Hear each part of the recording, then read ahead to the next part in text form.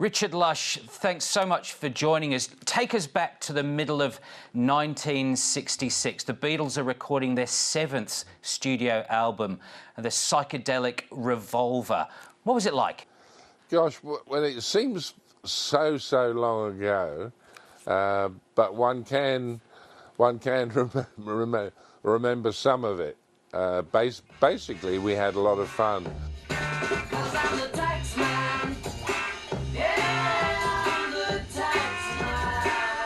On this particular album, I was obviously 18 and sort of fresh from school, and it was just so good hearing good music. I mean, that's basically just summing it all up. George Martin was in charge, and Jeff and I were two cheeky youngsters. Things have changed a bit. Your first day, in fact, working as tape operator for the Beatles was April 1966. You came in and they were recording Paperback Writer, one of the absolute classics. Now, you'd been at Abbey Road for a full year. What was that first day like, though, with the Beatles? I do remember that because only 2 occasions did Brian Epstein come in. And he came in and heard the track, and he was sort of smiling from ear to ear. And I thought, well, that looks like a happy manager. And the next time he came in was when we did All You Need Is Love, which was, you know, probably 2 years later or a year and a half later. So it was a great track. Paul did a fantastic bass on it. And I think Jeff got a great sound on it. Things were happy back then, not to say that they weren't later on, but it just they seemed to be in a quite relaxed mood for all of those tracks. Yeah, you say Jeff, you're talking about Jeff Emmerich, who was the sound engineer for the Beatles, a very good mate of yours. That's right. Sadly, he died a few years ago. But you were 18, yes. He was only 20. There you are, working alongside... I know. There you are, working alongside the greatest rock band in the world. You've got... later, Sir George Martin next to you. Was it intimidating, or was your youth a good thing? No, I think it was a good thing. I mean, they always wanted us to dress up, you know, a bit more, what's the word, sort of flower powery at the time. I think we were quite conservative. I know Jeff wore a tie quite a lot. I was seen on certain days wearing a tie. There was no strict code at Abbey Road. Despite the long hours, we managed to sort of laugh a lot.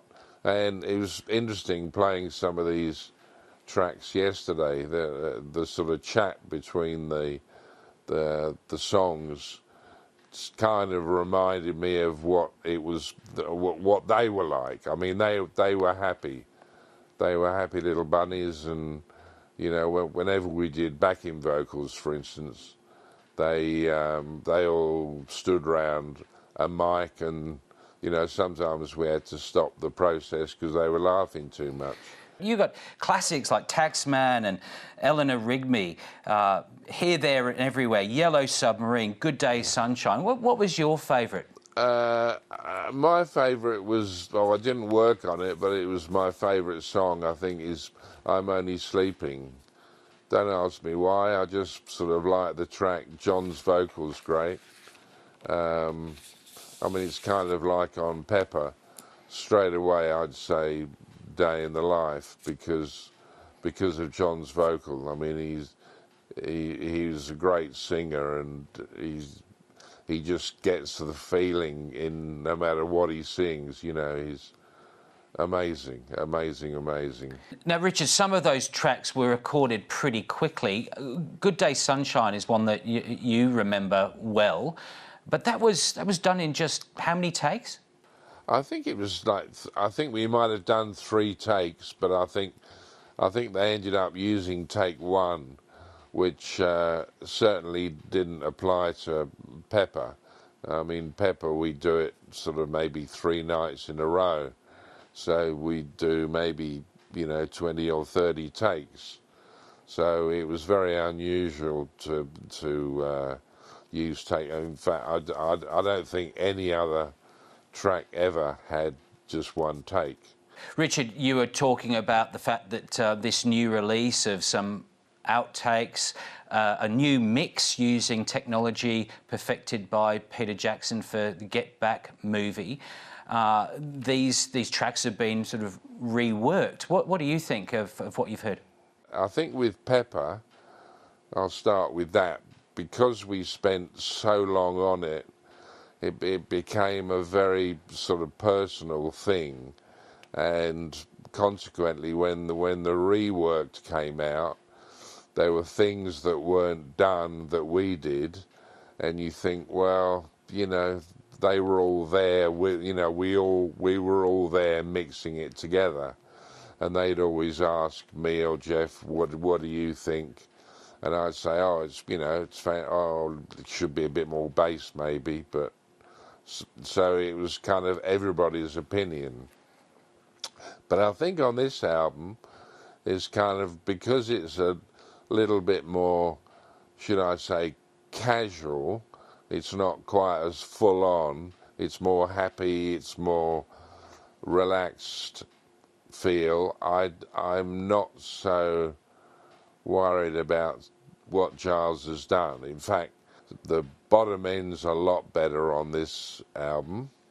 Which is great, because as people that work with me know that I love the bass being loud, and if somebody says they're recording, I always say, well, make sure you turn up the bass, darling, you know.